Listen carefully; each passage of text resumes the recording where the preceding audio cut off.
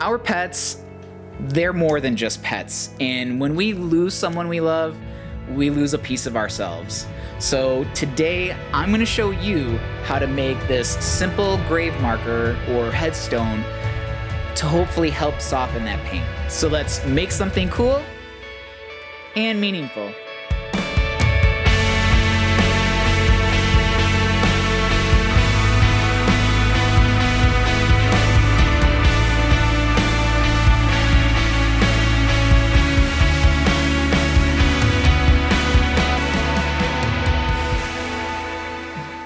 Now this is actually a very highly requested video. I get emails and comments all the time. I just recently lost my pet. How do you make a grave marker? So I've actually been meaning to make this video for quite some time. But unfortunately, recently, my neighbor, one of the nicest guys you'll ever meet, will literally give you the shirt off of his back. He recently lost his dog to cancer. Her name was Bella, and she was this big, beautiful pit bull and the biggest sweetheart. So today, we're gonna make her a grave marker. All right, in order to make our mold, we're gonna need 3/4 inch melamine, about 31 inches by 13 inches. 2 strips of 3/4 inch melamine, ripped at 2 inches and 3/4 for the sides. And 2 thin strips of 1/8 inch whiteboard, nice and flexible. And a story stick, whatever that is. But I'm going to start the way I usually do by cutting my base down to a more manageable size.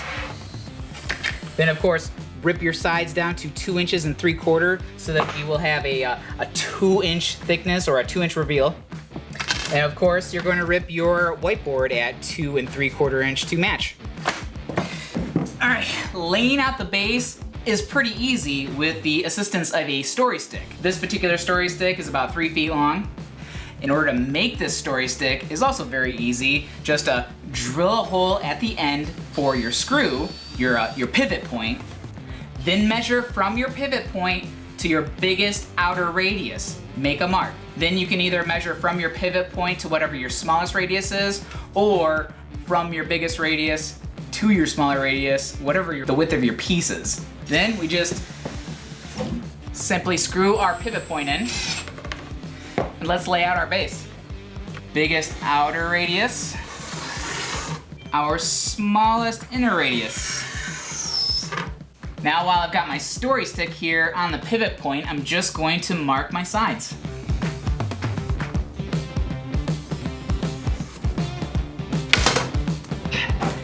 Now let's just cut this bad boy out. Now I'm gonna use a bandsaw to cut mine, but obviously you can use a jigsaw to cut yours.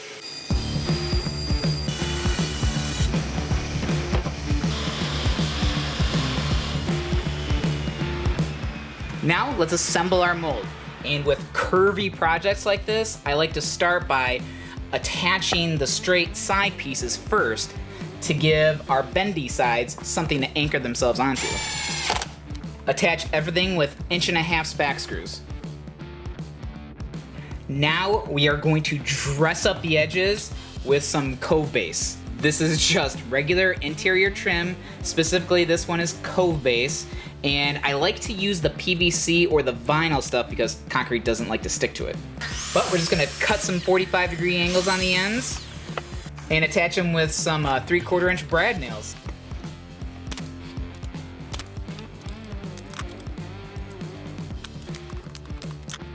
Then just seal up all the corners with a 100% silicone.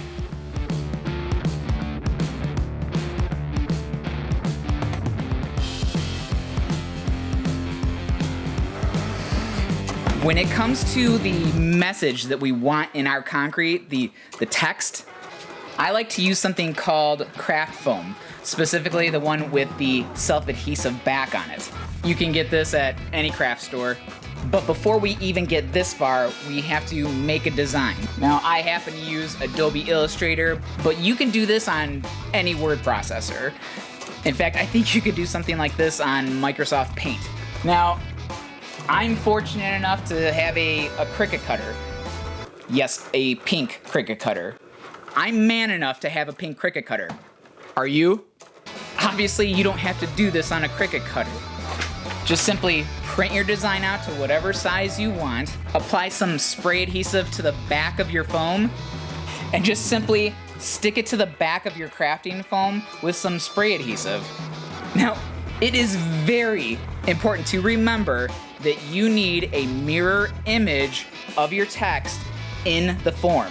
By doing it like this, cutting it out with an X-Acto knife, when you turn it over, it will be mirror image for you. When you're doing it on a Cricut Cutter, you have to tell the computer to make it into a mirror image. Just call me Mr. Crafty Pants. That channel already exists. Incidentally, his name is Michael as well. If you want to learn how to use the Cricut Cutter, learn everything I know from Mr. Crafty Pants. I'll leave a link down below. Check him out. And once you're done cutting it all out, just peel the backs off of just the text. Then flip it over, center it in the mold, then press down really good. And then just peel it back. This is the best part.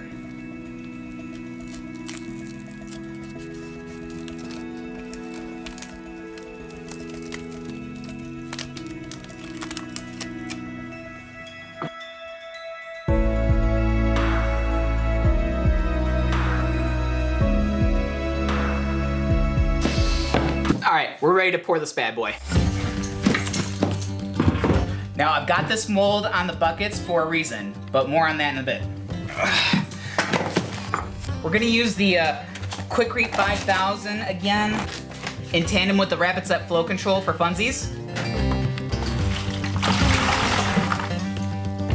I'm gonna put like 3 quarts of water in first.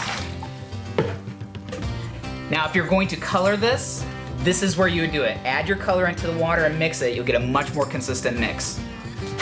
Now, if you need this project done yesterday, this is a great project for Rapid Set Mortar Mix in tandem with the flow control.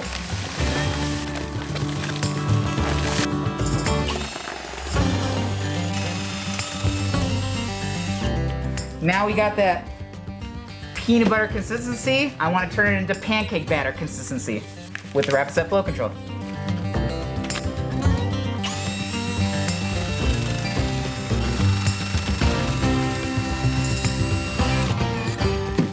Now, before I pour this, usually this is where I would spray down the mold with WD-40 for a lubricant or as a mold release, but last video I accidentally forgot. It came out fine, so I'm kind of wondering if it's even necessary, so we'll see. Also, another point, make sure you have your metal reinforcement cut first before you mix and pour. Remember.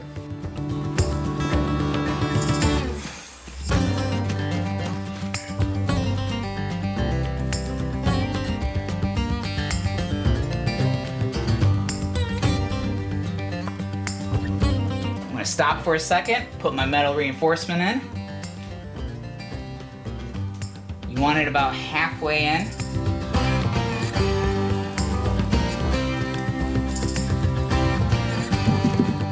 Not even a whole 50-pound bag. Tap, tap, tap. Tap, tap, tap. Now, usually I don't bother with an oscillating sander to vibrate the bubbles out, but today I want to make sure that I have no voids in this, especially in the design, which is why I put them on the buckets. I want to be able to get underneath and vibrate the heck out of that design. I want to make sure that the concrete gets in every nook and cranny. All right, so since we used a Portland base today, unfortunately we do have to let this sit a minimum of 3 days. So again, if you need this done yesterday, make sure to use the Rapid Set Mortar Mix in tandem with the flow control.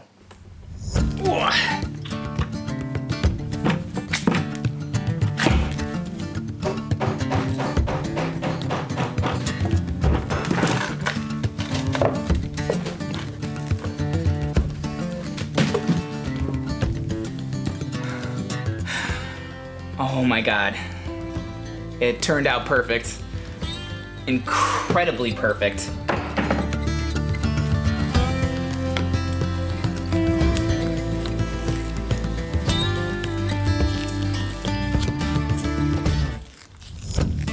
Now, in my little experience with using the Quikrete 5000, one thing I've noticed that it does quite a bit of lightening up in the first 48 hours. So I know this looks extremely dark right now, but this is gonna get very light to like a kind of a light gray after 2 days. Now, the beauty of this kind of project is that you can do any number of things with this right now. We could paint just the letters if we wanted to. We could fill them up with epoxy. And speaking of epoxy, if you coat this whole thing in just a clear coat epoxy, it will probably keep it nice and dark like this if you wanted this color. Now, I am not going to do any of that stuff with this particular project. I'm gonna keep it nice and simple because I feel like this makes a statement all on its own. Now, speaking of having options, we could either leave this as a simple headstone just the way it is, or we can very quickly turn this into a simple bench. Not only does it mark where our loved one is resting forever, but now it becomes a place where we can sit with our old friend again. Now, obviously, using the same method, we could make ourselves some really nice ornate legs if you wanted to, or today we're just keeping it simple with some 4x8x16 solid block. But I highly recommend using either the Rapid Set Ultra Fast anchoring adhesive or just the regular fast anchoring adhesive to attach the legs to your bench top. Now, I'm not going to attach these legs yet because I haven't presented this to my neighbor yet, and I want to give him the option of what he wants to do, whether he wants to use this as a simple headstone marker or if he wants to turn this into a bench. Now, as far as me presenting this to my neighbor and capturing it on film, I thought a lot about it, and I feel like this is just too personal of a moment to get this on film, and plus, he's a tough guy. So I decided to keep that between us. But I will ask for his permission to at least let me take some pictures of its final resting spot, of what he decides to do with it, and I can post it on Instagram maybe. Well, that's it for this video. If you are watching this video and you just recently lost someone, I am so sorry, and my heart is with you. But if you do end up making one of these for your old friend, it would feel so good on my heart to see what you came up with and what came from your heart. So please post it on Instagram, #MichaelBuildsCommunity. I would love to see what you come up with. But if you like this video, please give it a thumbs up. If you haven't subscribed yet, please think about doing so. I promise you won't regret it. I'll see you in the next video.